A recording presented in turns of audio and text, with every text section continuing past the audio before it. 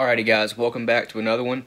Today we're going to show you one of our best patterning 20 gauge loads for Buckshot.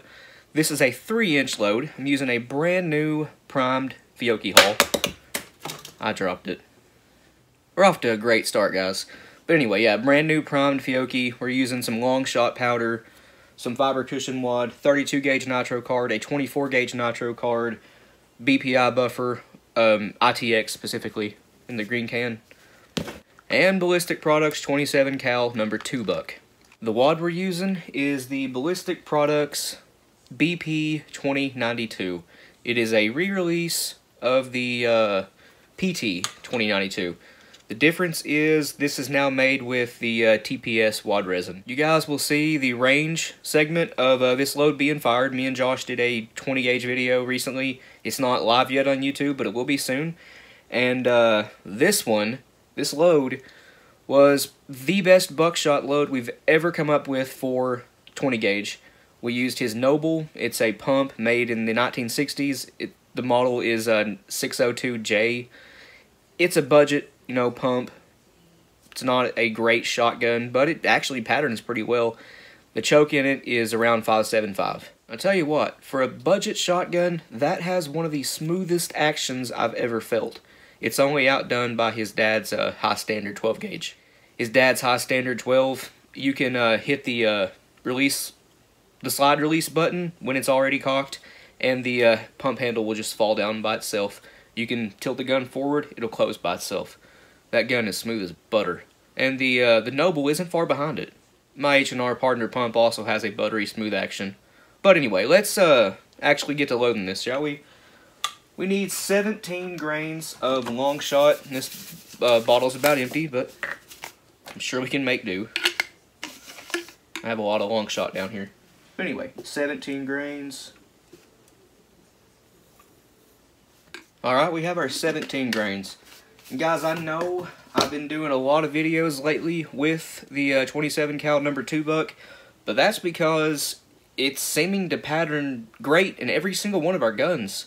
It's a great buckshot size. It can be used in any gauge from 28 through 10 gauge. It's too big for 32 gauge, but it will work in all others. It'll work in 32 and 410, but the pellets will be staggered like that, not how they should be. But it'll work. Now this BP 2092 wad, they come sort of pre-slit. They're stitched. You guys can see the stitches right here, those little lines. The petals are stitched together. You can actually see the the stitching. I've left one not tore apart. All I'm doing here is breaking the top one and the middle one, the second one down, and that's going to give us a 4-petal half cut on the wad, just like that.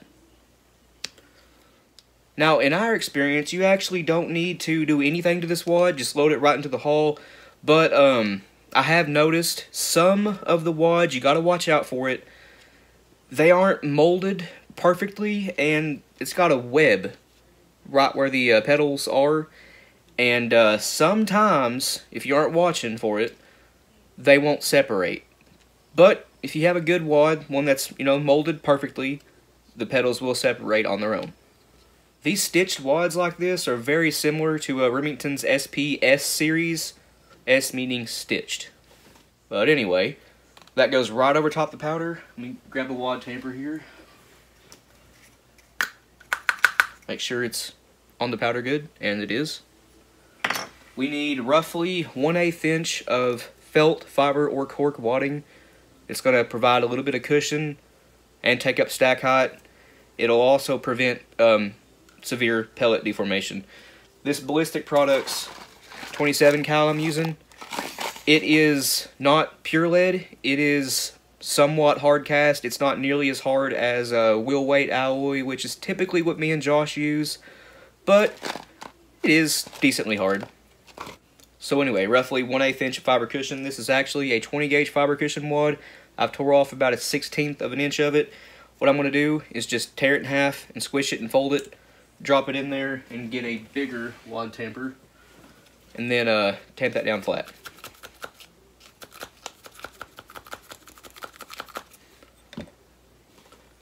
Now what you could do here is just use a 1/4 inch of fiber cushion wad or cork or felt.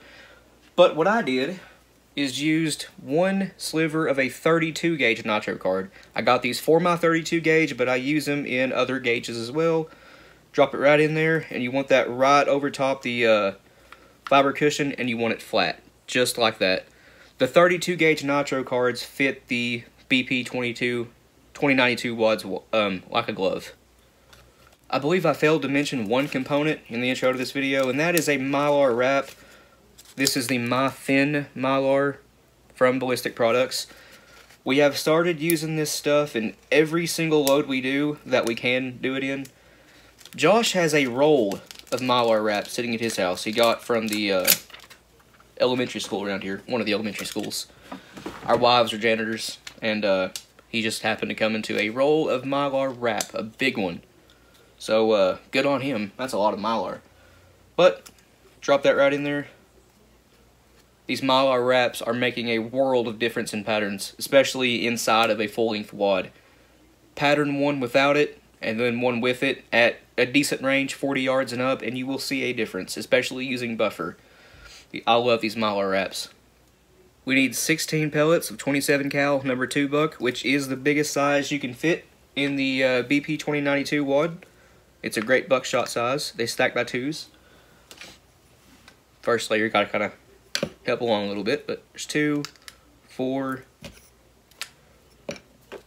6. Okay, maybe more than the first 2, but you guys get the idea. 8, 10, 12, 14, and 16. 16 pellets. You can either fold or roll crimp this load, but I roll crimped it, so that's what I'm going back with, is a roll crimp. Buffer is optional, but the load that we fired had ITX buffer in it. This is my favorite buffer, just because it looks cool. I'll try to show you here, without knocking my phone over. Oh man, I spilled a little bit, that's okay. It's a salt and pepper look, and it's got some shiny flecks in it. It looks just like the mix number 47, but shiny. This load without buffer is 1.06 ounces, so ounce and a 1/16. With the buffer, it's a 1 1/8 ounce load. Okay, that took about 2 1/8 scoops of the Lee 2.2 cc dipper of buffer to get it where we need it to be. Top row of pellets is mostly covered. You only need them halfway covered. Anything more than that, and you're just kind of wasting buffer. But to tell you the truth, most of the time, I just cover the pellets up completely. Now, I mentioned the 24 gauge nitro card, and I'm using that for an overshot, card. I don't have any overshot cards in 20 gauge, but the difference between 24 and 20 gauge is barely any at all. They're so close in size that these 24 gauge nitro cards will function as an overshot card just fine. You guys that have a 10 gauge and you use the 3/4 inch bingo chips for 12 gauge overshot cards, those will work in 10 gauge just fine too. I'm using the Reloaders Network 20 gauge roll crimp tool.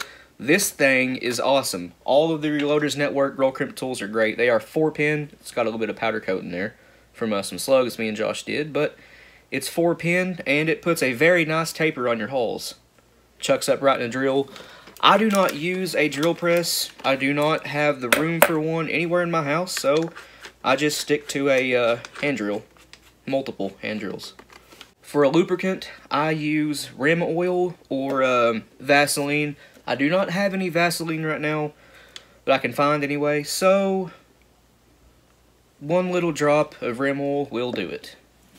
I'm going to try to do this where you guys can see it, but no promises.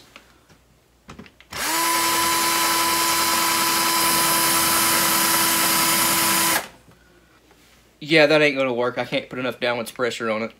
So, I'm gonna do this off camera. Well, guys, there you have it. How about that? That is a really good looking shell. And I told you that 24 gauge nitro card works fine. I'll try to get you a view all around it. Sorry, the lighting's crap, but you can see there's no gap anywhere. Works great. You can also see that there is no bulging of the hull anywhere. The pellets fit in just fine. If you guys notice the nitro card in the clip that I'm getting ready to roll for you guys is dark, well, that's because I hit it with a little bit of clear fingernail polish. Just to seal it. Even though this is just range food, essentially. But that's what it looks like. Very, very good looking shell. It's kind of hard to see on camera, but it is tapered. Sorry about the lighting, guys. But yeah, we have a very nice taper on it. Huge fan of the Reloaders Network roll crimp tools. I got one in 20 and 16 gauge, and I'm very happy with them. They're like 50 bucks, and I believe free shipping, so not a bad deal. They're not too much more expensive than BPIs or precision reloadings, if you take into account shipping from each website. These are not too much more expensive, and they are excellent, in my opinion. Anyway, guys, here's how this load patterns. Alrighty, guys, we've got here a once fired Fiocchi. No, wait, this is a new prime Fiocchi haul. It is loaded with 17 grains of long shot BP 2092 wad with an 1/8 inch or fiber cushion. 32 gauge nitro card with a Mylar wrap. 16 pellets of 27 cal number 2 buck with ITX buffer. Roll crimp with a nitro card. For an overshot, let's see what it does. Should be total payload of like 1 1/8 ounces.